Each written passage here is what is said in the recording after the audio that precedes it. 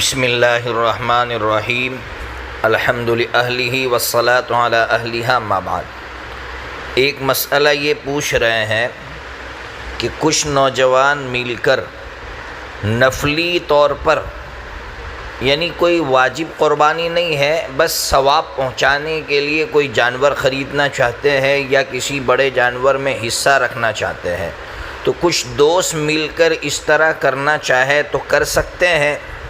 تو جواب یہ ہے کہ اگر یہ نفلی قربانی ہے، واجب قربانی نہیں ہے، تو اس طرح کر سکتے ہیں۔ اور میں حوالہ دے دیتا ہوں، فتاوی محمودیہ جلد نمبر 17 صفحہ نمبر 407۔ یہ اس لیے میں نے حوالہ دیا کہ کچھ علماء کی رائے یہ ہے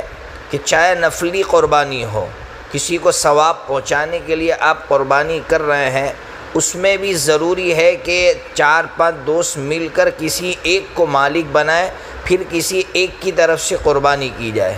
لیکن اس عاجز کے یہاں اور جو ہے اس کے علاوہ اور بھی ہمارے اکابرین جیسے فتاوی محمودیہ کا حوالہ دیا، حضرت مفتی سلمان منصور پوری صاحب دامت برکاتہم نے کتاب المسائل میں بھی لکھا ہے کہ اگر کچھ افراد مل کر نفلی طور پر، یعنی کسی کو ثواب پہنچانے کے لیے اگر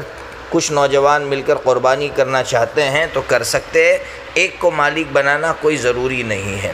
اللہ تبارک و تعالی مسائل سمجھنے کی توفیق عطا فرمائے۔